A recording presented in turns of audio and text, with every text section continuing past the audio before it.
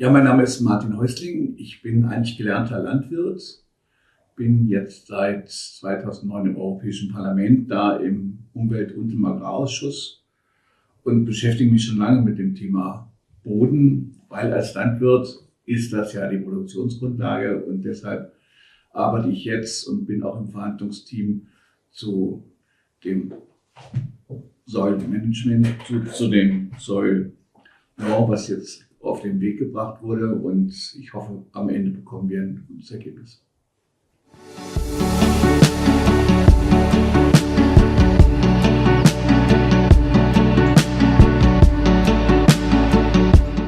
Ich teile die Einschätzung, dass viele Böden in Europa wirklich bedroht sind, was die Öffentlichkeit so kaum wahrnimmt. Verdichtung, Degradierung von Böden, Erosion, Verschmutzung spielen ganz erheblich eine Rolle.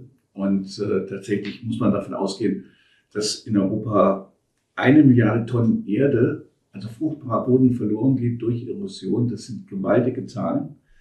Und wir sehen ja, dass durch die Hochwasserereignisse, aber durch Dürren tatsächlich eine Menge Boden verloren geht in der Europäischen Union. Und dieser Zustand müsste dringend geändert werden. Und das andere Problem ist die zunehmende Versiegelung. Also wir haben allein in Deutschland, jeden Tag verlieren wir 50 Hektar Boden, weil er überbaut wird, es werden Straßen gebaut, Gebäude. Und auch das ist ein Zustand, der eigentlich insgesamt, wenn es so weitergeht, die Böden bedroht. Ja, wenn man die Europäische Umweltagentur liest, dann summieren sich diese Schäden auf 50 Milliarden Euro. Und das sind schon gewaltige Summen. Deshalb ist Handlungsbedarf auf jeden Fall. Und deshalb, wenn wir uns mit Wasser beschäftigen in der Europäischen Union, wir beschäftigen uns mit Luft, dann müssen wir uns auch mit dem Thema Boden beschäftigen. Also ganz dringend, weil das ist ja unsere Lebensgrundlage. Also diese paar Zentimeter Boden sind ja unsere Lebensgrundlage. Und das spielt auch eine wesentliche Rolle in Sachen Schutz des Wassers, des Grundwassers. Auch deshalb müssen wir dringend Handlungen ergreifen. Wir hätten uns als Grüne und viele NGOs ja auch eine wesentlich stärkere Umweltgesetzgebung in Sachen Boden gewünscht. Jetzt haben wir ein Überwachungsgesetz.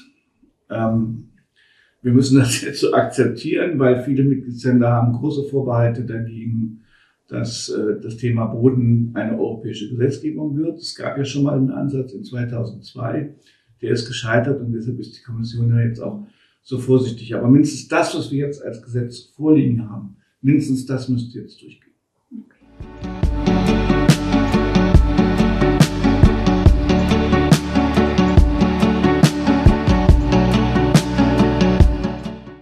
Also eigentlich müsste mehr passieren. Es gibt ja einige Initiativen, die den Aufbau von Humus als ganz wichtigen Initiative begreifen, um CO2 zu binden und zu speichern. Das ist tatsächlich eine Aufgabe.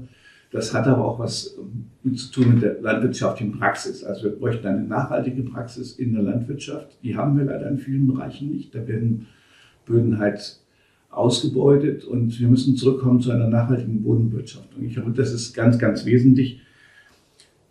Leider gibt es da Projekte, wo wir als Grüne sagen und auch die Umwelt-NGOs, das sind viel Greenwashing. Also die Carbon Strategy der Europäischen Union, also man belohnt die Bauern dafür, dass sie Humus in den Boden bringen, die ist meiner Meinung nach nicht zielführend, weil man muss die Gesamtheit betrachten und nicht jetzt einige Flächen, wo jetzt tatsächlich Humus gespeichert wird. Humus kann man speichern und man kann ihn auch wieder ganz schnell kaputt machen, also den Humusaufbau. Deshalb brauchen wir langfristige Konzepte.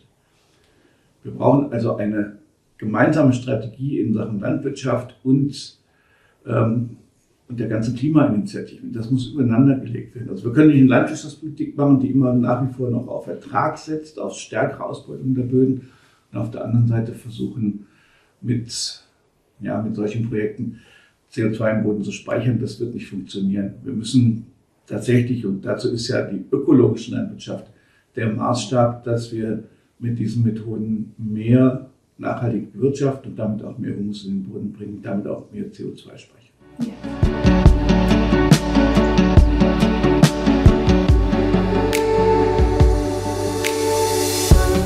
Ja. Wir sind ja zurzeit im Trilog. Ich muss sagen, ich hatte schon gesagt, wir hätten uns natürlich mehr gewünscht, wesentlich mehr gewünscht, dass auch die Europäische Union mehr Kompetenzen hat in dem Bereich. Leider ist es so, dass das ein Minimalkonsens ist. Und wir reden ja jetzt nicht über ein neues Bodengesetz, sondern über Bodenüberwachung. Was komplett fehlt, ist zum Beispiel das Thema, was ich vorhin genannt habe, dass wir immer mehr Boden verlieren, das durch Überbauung, durch andere Nutzung, das wird überhaupt nicht aufgegriffen. Wir haben aber immerhin es geschafft, dass in der Vorlage des Parlaments drinsteht, es muss überwacht werden und es müssen daraus dann auch Schritte folgen. Und das ist so unsere Hoffnung, dass wir jetzt eigentlich nur am Beginn eines Gesetzesprozesses stehen und dass am Ende durch auch die Diskussionen vielen bewusst wird, dass wir uns wesentlich mehr mit dem Boden beschäftigen müssen. Dass das ein gemeinsames Anliegen von uns allen sein muss. Bisher haben wir nur Luft und Wasser im Fokus und in der europäischen Gesetzgebung. Aber Boden wird immer sehr, in Deutschland sagt man stiefmütterlich, also nicht primär betrachtet. Und genau das können und müssen wir jetzt ändern. Ich hoffe, das ist nur ein Anfang. Und aus diesem Anfang muss es eigentlich weitergehen.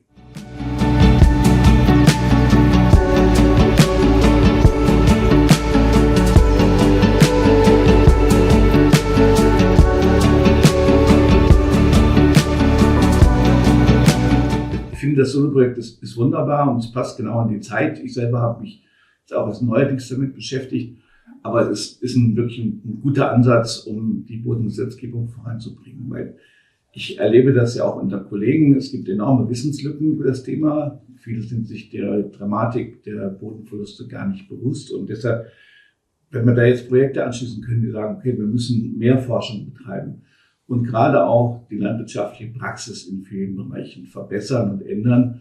Ich glaube, dann können wir einen großen Schritt nach vorne kommen. Aber zunächst geht es erstmal darum, wir brauchen mehr Forschung, wir brauchen mehr Wissensvermittlung, wir müssen die Landwirtschaft mit einbeziehen. Und hier in Europa und auch in den Mitgliedsländern müssen wir eine Gesetzgebung entwickeln, die den weiteren Verlust von Böden verhindert. Und das Solo-Projekt passt da gut rein und ich hoffe, es hat auch Erfolg. Also ich bin ziemlich begeistert davon und ich würde mich auch freuen, wenn das Projekt so ein Erfolg wird.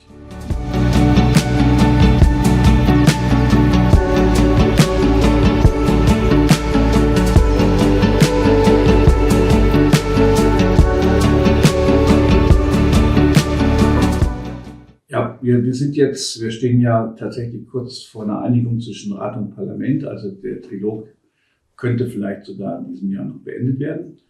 Und dann ist ja die Aufgabe, das muss dann jeweils in nationales Recht übersetzt werden. Wir brauchen dann natürlich auch eine Überwachung durch die Europäische Kommission. Und da müssen wir auch die Mechanismen entwickeln, um das genau im Auge zu behalten.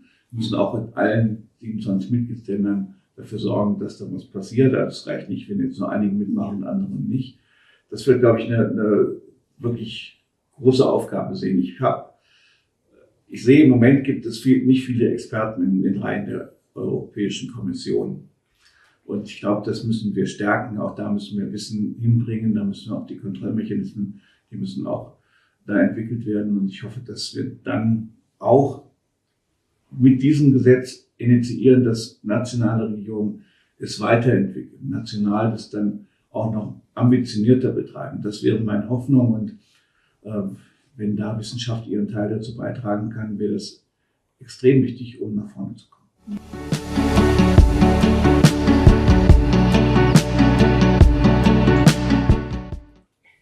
Am Ende werden die Bauern davon profitieren. Also ich meine, wenn ein Gesetz sich damit beschäftigt und wenn auch klar wird, wie wichtig Boden ist, am Ende können wir vielleicht die Möglichkeit haben, dass wir Bauern unterstützen, ja, klimagerechter, bodenschonender zu arbeiten und das wäre extrem wichtig. Und am Ende profitieren wir alle, weil der Boden erhalten werden muss und dass das nun unsere Nahrungsgrundlage ist, muss im Interesse von uns allen sein. Und ich hoffe, wir können das Thema mehr in die Öffentlichkeit tragen, dass wir mehr öffentliches Interesse daran haben. Bis jetzt, ich sage es mal auf Deutsch, für viele ist Boden Dreck, ja, also das, was unter den Schuhen klebt.